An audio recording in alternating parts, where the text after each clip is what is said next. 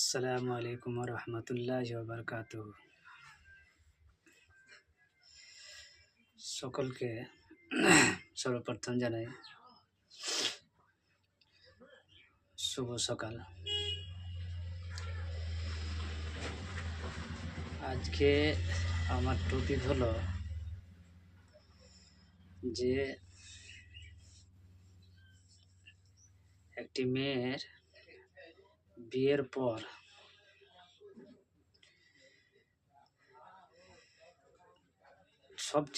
তার বিয়ের পর সবচেয়ে আপন হলো স্বামী বা বর, হাজব্যান্ড। স্ত্রীর কর্তব্য হলো স্বামীর কথা মতো চলা, তাকে মান সম্মান দেওয়া, ইজ্জত দেওয়া, এটাই হলো উচিত বা কর্তব্য স্ত্রীর জন্য। যেমন মেয়ের বিয়ের আগে সে মেয়ের দায়িত্ব ছিল বাবা মার কাছে। মেয়ে যদি কোনো খারাপ কাজ করে বা অন্যায় কাজ করে, কুকর্ম করে, বা কোনো ছেলের সাথে অবৈধভাবে কথাবার্তা বলে বা মোবাইলে কথা বলে বা বেপর্দা হয়ে বেড়ায়, বেপর্দা হয়ে রাস্তাঘাটে চলাফেরা করে, কিন্তু সে যে মেয়ে পাপ করছে বা তার যে গুনাহ হচ্ছে, সেই গুনার অংশ মা বাবার অবশ্যই হবে। কিয়ামতের দিন সেই মা বাবাকে জবাবদিহি দিতে হবেই হবে। সেরকম বিয়ের পর হচ্ছে, যদি বিয়ের পর যদি স্বামী যদি তার হাজব্যান্ড যদি তার বর যদি সেই স্ত্রীকে ভালোভাবে রাখতে না পারে বা বিয়ের পরে তার স্বামী যদি জানতে পারে, বা তার স্বামীর দায়িত্ব হলো তাকে বাড়িতে যত্ন করে রাখা, তার মান সম্মান দেওয়া, ইজ্জত করা। যদি তার কোনো কাজ বা কোনো কাপড় চোপড়ের যদি সেই দরকার হয়, তাকে সে দিয়ে পূরণ করা। আর বেপর্দা থেকে, বেহায়া থেকে, পরপুরুষ থেকে তাকে বিরত রাখার তাকে দায়িত্ব হলো স্বামীর। যদি বিয়ের পরে স্ত্রী যদি কোথাও যদি থাকে একাই, আর সে জায়গাতে যদি মায়েরই বাড়ি হোক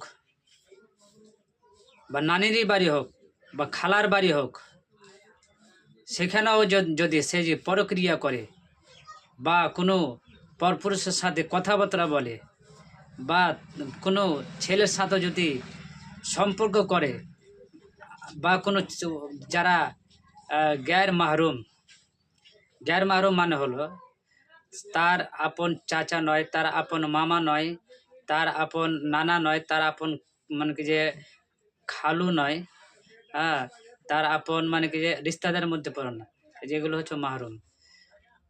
এগুলো ছাড়া যদি কোনো ছেলে বা কোনো মানুষ যদি কোনো স্ত্রীর মানে পাশে খাড়ো হয় বা দাঁড়ায় বা সেখানে দাঁড়িয়ে থাকে, এটা জায়েজ নয়। এটা শরীয়তে, আমার কথা না, এটা শরীয়তের কথা, ইসলামী শরীয়তের কথা, এটা জায়েজ নয়। যদি এগুলো থেকে, বেপর্দা থেকে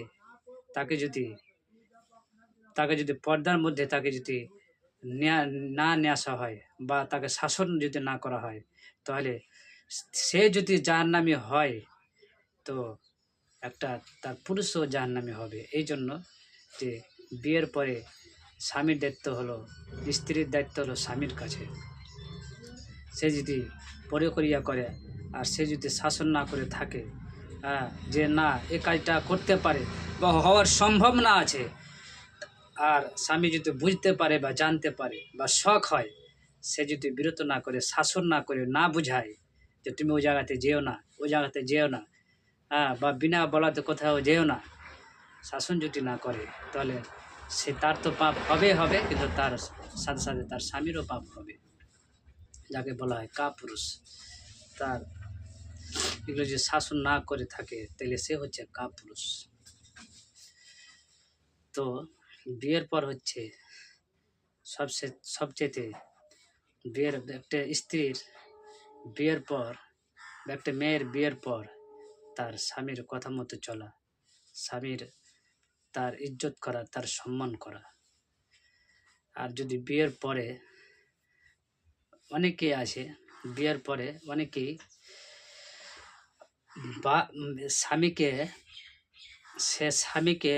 ইজ্জত না দিয়ে, তার সাথে তার কথা না মেনে, যদি কোনো কিছু কথা হয়ে থাকে বা যদি কোনো একটু গণ্ডগোল হয়ে থাকে, কিন্তু অনেকে মা বা বাবা, বেশিরভাগ মাই কিন্তু কুলক্ষণ হয়। তার বেটি কি বললো না বললো, তার কথায় তার বেটিকে তার বরের সাথে, তার স্বামীর সাথে কথাবার্তা বলতে দেয় না, ফোন উঠাতে মানা করে, এইভাবে আচরণ করে। কিন্তু তার এটা অধিকার নেই। একটা মা একটা মেয়েকে, বিয়ের পরে মেয়েকে এটা বলার অধিকার নেই যে তুমি তোমার বরের ফোন উঠাও না, বা তার তুমি নম্বর ব্লক করে দাও, তার সাথে কথাবার্তা বলো না। এটা সম্ভব নয়। একটা আমার বাস্তবের কথা বলছি। আমার স্ত্রী একটু কাম কম করে,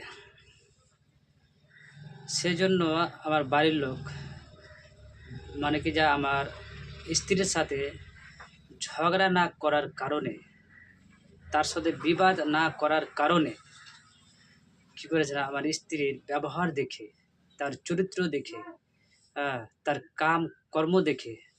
কাজকর্ম দেখে তাকে কিন্তু আমাকে জুদা করে দিল। জুদার করার পরে তো একে তা আমরা খাচ্ছিলাম, দেখো বাবার কাছে খাচ্ছিলাম, মায়ের যদি একসাথে আমরা ছিলাম, সেটা আমাদের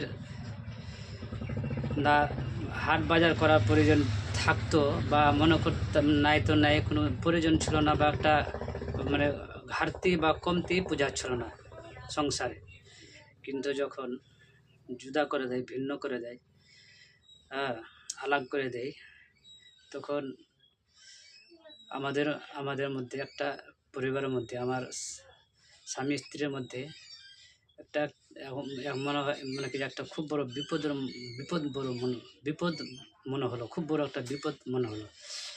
সেজন্য আমার স্ত্রীকে বললাম যে কিছু পয়সাও কর্জা আছে, মানে ভালোভাবে বললাম, মানে একটা হাসি খুশিতে বললাম, কর্জা আছে, কিছু টাকা আমার কাছে আছে, আর কিছু টাকা আমার, মানে কি, যে আমার বোন, মানে কি, আমার কিছু, আমার যে আমার মানে বোনের যে স্ত্রী, মানে স্বামী, তা সেটা আমার দাদা। তো আমি বললাম যে না, জামাইয়ের কাছে আমরা কিছু টাকা নেব, আর কিছু টাকা আছে আমার কাছে, আর তুমি তোমার মাকে বা বাবাকে বলো যে কিছু টাকা যদি দেই, তাহলে আমরা ওই কর্জাটা শোধ করে দেবো, তাহলে আমরা আর কোন টেনশন থাকবো না। এখন দোকানও কম চলছে, তো কিছু অসুবিধা হচ্ছে, কোনো সময় হচ্ছে, কোনো সময় হয় না, ফেরও হবে, এমন না যে হবে না, এমন কথা নেই, হবে ইনশাল্লাহ। এই কথা বলে তাকে নিয়ে গেলাম, বা সে যেতে চাইলো যে না, দুদিন থাকবো। আমি ঠিক আছে, চলে থাকবো। তো এখান থেকে যাওয়ার পরে সে বললো যে মানে বাবা পারে না। তবে আমরা কি করলাম, এখান থেকে চলে গেলাম মোটরসাইকেলে করে ভালুকা। তো মিনারগড় যেতাম, তো মিনারগড় যাওয়ার পথে বললো যে যদি এখন মিনারগড় যাই, তো আমরা ওখান থেকে ট্রেন ধরতে পারবো না, বা ছুটে যাবে। তো আমার স্ত্রী বললো চলো, আমার ওঠে একটা বোন আছে, মানে কেমন বোন, মানে আমার যে শাস আছে, সে কিন্তু আগে একটা বিয়ে করেছিল। তার একটি ছেলে এবং দুটি মেয়ে ছিল। ছোট মানে কি যে ছোট অবস্থায় ছেড়ে চলেছিল আমার শাশুড়ি। তো ওগুলো বোন, যে ওখানে মোটরসাইকেলটা, ওটা আমার বোনের বাড়ি আছে, ওখানে মোটরসাইকেলটা রেখে দেবো, তারপর যাবো। তো ঠিক আছে, তো আমরা রেখে দিয়ে চলে গেলাম মালদা, যাদবপুর। সেখানে আমার শ্বশুর কাম করে নার্সিংহোমে, পিয়ারলিক্স নার্সিংহোমে কাম করে। আমার শ্বশুর নাম হচ্ছে আব্দুর রাজ্জাক, কাম করে। সেখানে যাওয়ার পর মানে ওখানে খাওয়া দাওয়া করলাম, শ্বশুর সাথে সাক্ষাৎ করলাম, কথাবার্তা বললাম ভালোভাবে। হ্যাঁ, তারপর ফের আমরা ওখান থেকে আসলাম। তারপরে আমার একটা শালা ছিল, সেই ট্রেনের তখন ফের আমার শালার সঙ্গে তখন আমরা মালদা থেকে আমরা ভালুকা পর্যন্ত আসলাম। আসার পরে তারপর তো ফের যে বোনের বাড়ি গেলাম ওর। কিন্তু সেদিনই আমার শাস সেই তার বেটিকে নিয়ে, মানে আগলা তরফের বেটিকে নিয়ে মালদা নিয়ে গেছিলো। কিন্তু মালদাতে বললো যে না, যে এখানে ওকে পিজিতে নিয়ে যেতে হবে, এখানে হবে না। খুব সিরিয়াস ছিল। তো রাত্রে ওখানে আসলাম আমরা, রাতকার ট্রেনে আমরা ইন্টারসিটিতে। সেখানে নামলাম ভালো কাজ নামার পরে বাড়িতে আসলাম, বোনটার বাড়ি। আসার পরে তো দেখছে সিরিয়াস, ওকে পিজিতে নিয়ে যেতে হবে কলকাতা। তো আমার স্ত্রী আমাকে বললো যে তুমিও যাও, আমার শাস বললো তুমি যাও, ভালো হবে। আমি বলছি যে আমাকে তো আমি তো মালদা থেকে আসলাম, খুব ক্লান্ত হয়ে আছি, আমার যাওয়ার ইচ্ছা হচ্ছে না। তো মানে একটু জোর করে বললো আমার স্ত্রী। হ্যাঁ, তারপর মানে মানে সারাদিন মানে চলাফেরা করেছি, তো পায়েও পায়ের পেটিতে দরদ হচ্ছে, মনে হয় ব্যথা হচ্ছে। তখন ফের আমার স্ত্রী বললাম একটু পাটা নেড়ে দাও বা টিপে দাও, টিপেও দিল, ভালো লাগলো। হ্যাঁ, খুব ক্লান্ত হয়েছিলাম। তবুও আমি কি যে রাত্রে আমি খেয়ে যাইনি, যে এই জন্য খাইনি যে রাত্রে হাগা মোতা খুব বিরক্ত লাগে, জন্য আমি না খেয়ে চলে গেলাম। যাওয়ার পরে রাত ট্রেনে কাটলো। তারপর সকালে তখন ডাক্তার কাছে নাম লিখে নম্বর লাগিয়ে তারপর খুব দৌড়াদৌড়ি করলাম। শেষ পর্যন্ত 5টার দিকে আমরা খেলাম। খাওয়ার পরে তারপরে একদিন রাত্রে থাকলাম, ভর্তি করার পরে হসপিটালে পিজিতে ভর্তি করার পরে তখন রাতে থেকে আমি সকালে বাড়ি আসবো। তো স্টেশনে আসার পরে আবার স্ত্রীকে ফোন করলাম, ওখানে আমার শাশুও ছিল পিজিতে। স্ত্রীকে বললাম ফোন করে যে যেটার জন্য আমরা এসেছিলাম, মেন উদ্দেশ্য হলো ওটাই, যে আমাদেরকে জুদা করে দিয়েছে, আলাদা করে দিয়েছে, ভিন্ন করে দিয়েছে। তো আমাদের একটু অসুবিধা হচ্ছে, তো কিছু যে একটু যদি মদত করে বা যদি হেল্প করে তো খুব ভালো হবে। হ্যাঁ, পরে টাকাটা দিয়ে দেবো। হবে, ইনকাম হবে, এমন না যে হবে না, হবে ইনশাল্লাহ। হ্যাঁ, তো বললো কি যে না, আমি বলতে পারবো না এখন এরকম অবস্থায়। আমি না, যেটার জন্য এসছি কমসে কম কিছু বলো, বলতে কি আছে? হ্যাঁ, বলতে কি আছে, কিছু নাই, এরকমভাবে এসছি, কী বলছে একটা দেখো। তো বলেছে কি বললো না বললো। হ্যাঁ, তারপর তখন আর আমার স্ত্রীকে ফোন লাগাচ্ছে, আর ফোন লাগানো। আমি বললাম যে ট্রেনে আমরা স্টেশন চলে এসেছি, আমরা আসছি। তারপর ট্রেনে চড়ার পরে আমি ফোন লাগালাম আমার স্ত্রীকে, কিন্তু ফোন আর উঠাচ্ছে না। তখন আমার শাসকে ফোন করলাম যে কী ব্যাপার, ফোনটা ওঠা। তখন আমার শাস বললো যে কী হয়েছে, বুঝে কী হয়েছে, কিছু হয়নি গো। তুমি বলে টাকা চেয়েছো, আমি টাকা চেয়েছো, ঠিক আছে টাকা দিবে না, দিতে পারবে না আলাপ কথা। তো ফোনটা উঠে না কিনা তোমার, তুমি টাকা চাইবে তো কেন উঠেবে? টাকা যখন দিতে পারবো তখন কি যে কী করবো, পাঠাবো। তো আমি বললাম যদি এখন তুমি যদি না পাঠাও তো আমি পরে নিয়ে যাবো না, এরকম বললাম। আমার শাস বলছে কি তোমাকে নিয়ে যেতে হবে না, তুমি ছেড়ে দাও, আমি বেটি পাঠাবো না। এই চরিত্র। তারপর জোর যে মা মানা করেছে ফোন ওঠাতে, কিন্তু আর ফোন উঠাইনি। আমি যে 3 দিন থাকলাম ওখানে, তো 3 দিনে 3বার খেয়েছি, সবাই জানে। যেখানে নিয়ে গেছিলাম তার বরের ভাই। হুম তো মানে কি যে তা সবাই জানে যে দিনে একবারই খেয়েছি, রাতে খেয়েও ফিরে এখান থেকে বের হয়নি। 3 দিনে 3বার খেয়েছি, আসার সময় খালি একবার, 3টা কি 2টার সময় একবার ক্যান্টিন থেকে ভাত খেলাম। আমার সঙ্গে ছিল ওই মেয়েটার মানে কি যে ইয়েও ছিল, মানে ওই যে যাকে পিজি নিয়েছিল ওর শ্বাস ছিল আমার সঙ্গে, ওই আর আমি একসঙ্গে খেলাম। তারপরে আসলাম বাড়ি, তো ফোন উঠালো না আর। কেমন আমার শাশুড়ি বা শাশ আর আমার কেমন বা আমার স্ত্রী, এটা তো আমার বোনকে নিয়ে যায়নি, আমার তো বোনকে নিয়ে যায়নি পিজি। হ্যাঁ, ওর আগলা তরফের বেটিকে নিয়ে গেছিলাম, আর আমার স্ত্রী কার বোনকে নিয়ে গেছিলাম পিজিতে। আমার বোনকে তো, আমার ভাইকে তো, আমার রিশতেদার মধ্যে তো কাউকে নিয়ে যায়নি, তবুও কিন্তু ফোন উঠাইনি।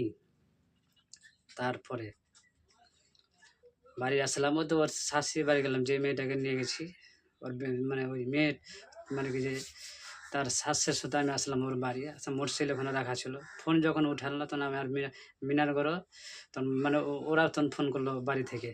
বাড়িতে আসলাম, মানে ওর বেটির বাড়ি আসলাম, আগলা তরফের বেটির বাড়ি আসলাম, তখন ওর বাড়ির লোক ফোন করলো, তোমার জামাই এখানে এসেছে। কোথাও ওখানে খাইয়ে দাও, রেখে দাও। কোথায় যে মানে আমার স্ত্রীর কথা জিজ্ঞাসা করলো কোথায় আছে, বলছে না নানির বাড়ি চলে গেছে।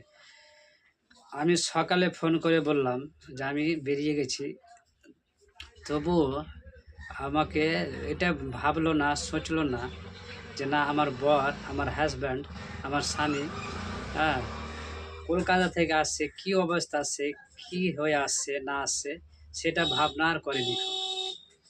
না আমার শ্বাস বলেছে যে না আসছে তো তোমরা থাক, না ওই নিজের থেকেছে।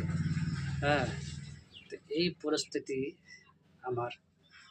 তো তারপরে মানে আর আসতে চাইলো না, এখনও ফোন আর মানে রিসিভও করে না, আর মানে কি ব্ল্যাক লিস্টে ফেলে দিচ্ছে নম্বর। মাঝে মধ্যে কথা একবার হয়েছিল, তো বলছে যা চলে চলে আয়, কিন্তু আসলো না। আরেকটাও কিন্তু আমার শাশ, আমার শ্বশুর মিথ্যে কথা বলে আমার সঙ্গে বিবাহ দিয়েছে, তবুও আমি সে কথাটা, খুব বড় কথা শুনলাম। আপনারা যদি কথাটা শুনেন তা আপনাকে প্রচণ্ড খারাপ লাগবে। অনেক বড় মিথ্যা কথা বলে বিয়ে দিয়েছে, আর তবুও তার স্ত্রীর বা তার মায়ের চরিত্র ভালো নাই, যে না এইভাবে তুমি এসছো বা এভাবে তুমি যে সংসার করেছো অন্য জায়গাতে, হ্যাঁ, তো এই জায়গাতে তুমি ভালো চলো ফিরো। আমার স্ত্রীও ভালোভাবে চলেনি, আর আমার শাশ শ্বশুর ই করতে পারেনি, শাসন করতে পারেনি। তো যাই হোক, এটাই সত্যি আর এটাই বাস্তব ঘটনা। এখন আল্লাহ তালার উপরে ফেলে দিয়েছি, আল্লাহ যা করবে ভালোই করবে ইনশাআল্লাহ। আল্লাহ বলেছে না, আল্লাহ রসুল বলেছেন যে আল্লাহ তালা যা করেন বান্দার জন্য, বান্দার মঙ্গলের জন্য করেন, মানে ভালাইয়ের জন্য করে, তার কল্যাণের জন্য করে। সেটাই আশা করে আছি ইনশাআল্লাহ। কী হবে, যেটাই হবে সেটাই ভালো, কোনো আপত্তি নেই, যেটা ভাগ্যে লেখা আছে সেটাই হবে। আল্লাহ তালা রসুল বলেছেন যে আল্লাহ তালা যা করেন মঙ্গলের জন্যই করেন। এই হাদিসটার মধ্যে একটা কথা লুকিয়ে আছে, সেটা উদাহরণ যদি বলি তো আপনারা বেশি বুঝতে পারবেন। কি যে এ কথার একটা উদাহরণের মাধ্যমে বুঝাই যে আল্লাহ যা করে মঙ্গলের জন্যই করে। তা একটু ঘটনা আছে এখানে, ঘটনা বলছি। ঘটনা হচ্ছে যে একটা ঠাকুরের কাছে বা নাপিতের কাছে একটা লোক, ছোট্ট ঘটনা, দাড়ি কাটতে এসেছে। দাড়ি কাটতে এসেছে যে, তো নাপিতটা কিন্তু জেনে বুঝে কিন্তু আর গাল কেটে দিচ্ছে না, কিন্তু কি ব্যাপার কেটে যাচ্ছে বারবার। কিন্তু লোকটা, নাপিতটা বলছে, যখন হাত যখন কেটে যায়, গাল কেটে যায়, তখন লোকটা বলে আমার গাল কেন কেটে দিচ্ছ, কেউ বি যখন নাপিত যদি কারো গাল কেটে দেয় তো অনেক কিছু বলে, ব্লেড নতুন নাই বা কাটতে জানে না, বা এই বিভিন্ন রকমের কথা বলে। তখন সেরকম মানুষটা বলল যে কেন আমার গাল কাটছো?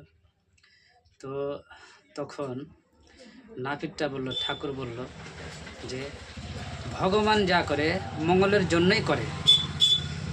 ফের আবার কেটে যাচ্ছে, বারবার কেটে যাচ্ছে। ফের লোকটা বারবার বলে, প্রত্যেক কথাটি প্রত্যেক উত্তরে বলে যে ভগবান যা করে, আল্লাহ যা করে মঙ্গলের জন্যই করে। যখন মানুষটার দাড়ি কাটা হলো, তারপর দাড়ি কাটার পরে সে কিন্তু একটি জঙ্গল দিয়ে বাড়ি যাচ্ছিল। তো সেই জঙ্গলে কিন্তু একটা রাজা তার প্রজাদেরকে, তার সৈন্যদেরকে দিয়ে, তার চেলা দিয়ে,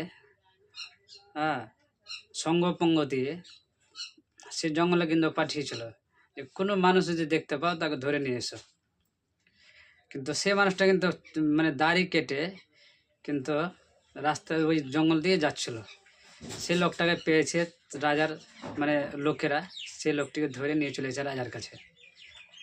নিয়ে যাওয়ার পরে কি করেছে, এবার একটা মানে কি যে ওকে বলি দেওয়ার, পাঁঠা দেওয়ার বা একটা যে ওকে বলি দেবে, তো তার একটা নিয়ম বা সিস্টেম আছে। যেমন আমাদের কুরবানি হয়, তো কুরবানি যদি চামড়া কাটা থাকে বা কোনো আঁশ থাকে বা শিং ভাঙা থাকে বা যদি অন্ধ থাকে, বা নাইজ কাটা থাকে, কান কাটা থাকে, তাহলে সে কুরবানি কিন্তু নিষেধ বা দেওয়াটা ভালো নয়। একটা মানে যাঁচ করে আমরা দেখে শুনে নিই যে হৃষ্টপুষ্ট হয়ে আছে কোনটা, খাসি তো খাসি, বা গরু তো গরু, কিন্তু একদিকে হৃষ্টপুষ্টি নিয়ে কুরবানি দিতে হয় আমাদের শরীয়তে। সেরকম একটা রাজাদেরও একটা মানে কি যে নিয়ম নীতি আছে। সেরকম যদি সে লোকটাকে যে বলি দেবে, কিন্তু লোককে বলছে যে তার শরীরের মধ্যে কোনো কি দাগ আছে নাকি, কোনো কি কাটা জায়গা আছে নাকি। তো দেখলেন যে তার গাল 2-4 জায়গা কাটা। তখন বললো যে ছেড়ে দাও, একে বলি দেওয়া হবে না। তো ওই যে লোকটা বলেছিল, নাপিত বলেছিল, ঠাকুর বলেছিল যে ভগবান যা করে মঙ্গলের জন্যই করে, ভগবান যা করে মঙ্গলের জন্যই করে। তো এই জন্য বলছি যে লোক কিন্তু নাপিতটা কিন্তু নিজ ইচ্ছে কাটছিল না গো, তার গাল নিজ ইচ্ছে কাটছিল না, কেটে যাচ্ছিল, কি করবে। এই জন্য লোকটা বারবার বলছিল নাপিত যে ভগবান যা করে মঙ্গলের জন্যই করে। আর সেই কথা হাদিসেও আছে যে আল্লাহ তাআলা যা করে মানুষের মঙ্গলের জন্যই করে, তার ভালাইয়ের জন্যই করে। তো আমার কথা যদি ভালো লেগে থাকে, তবে লাইক, শেয়ার, কমেন্ট করে অবশ্যই জানাবেন। এবং যে আমার যে ঘটনাটা বললাম, স্বামী স্ত্রীর ব্যাপারে, তার মা আসতে দিচ্ছে না বা এভাবে কথা বললো যে নিয়ে যাও, ছেড়ে দাও, পাঠাবো না খো, তার বলাটা কি ঠিক হয়েছে? কমেন্ট করে অবশ্যই জানাবেন। আর এরকম মেয়েকে, এরকম মেয়ের সাথে সংসার করা কি, যে মেয়ে ধোকা দেয় স্বামীকে, কথা মতন চলে না, এই মেয়ে কি মানে কি দ্বিতীয়বার কি বা বান্ধনে রাখা কি সঠিক হবে, না সঠিক হবে না, সেটাও অবশ্যই আপনারা জানাবেন। আমি কমেন্টে অপেক্ষা করব এবং দেখব যে কয়জন কি বলছে, আর ভালো কমেন্ট করবেন, এটা বাস্তব কথা এটা। আর এটাও যে জানবেন যে বেশিরভাগই মেয়ের যে তালাক হয়, মানে সম্পর্ক বিচ্ছেদ হয়, বেশিরভাগ মায়ের কারণে হয়। সেটা আজকে আমি বাস্তবে জানতে পারছি, বা একটা এমন পরিস্থিতি আমার পৌঁছে গেছে, বা এমন একটা পরিস্থিতি এসে গেছে যে এখন যে মনে হচ্ছে যে বিচ্ছেদ হওয়ার মুখে চলে এসেছে, একবারে বিচ্ছেদ হওয়ার মুখে চলে এসেছে। তবে আল্লাহ তাআলার উপরে আমি ছেড়ে দিয়েছি, এখন যেটাই ভাগ্য লেখা আছে সেটাই হবে। আল্লাহ তাআলা যা করেন মঙ্গলের জন্যই করে। এখান থেকে আমি আমার কথা ইতি করছি। আসসালামু আলাইকুম ওয়া রাহমাতুল্লাহি ওয়া বারাকাতুহু।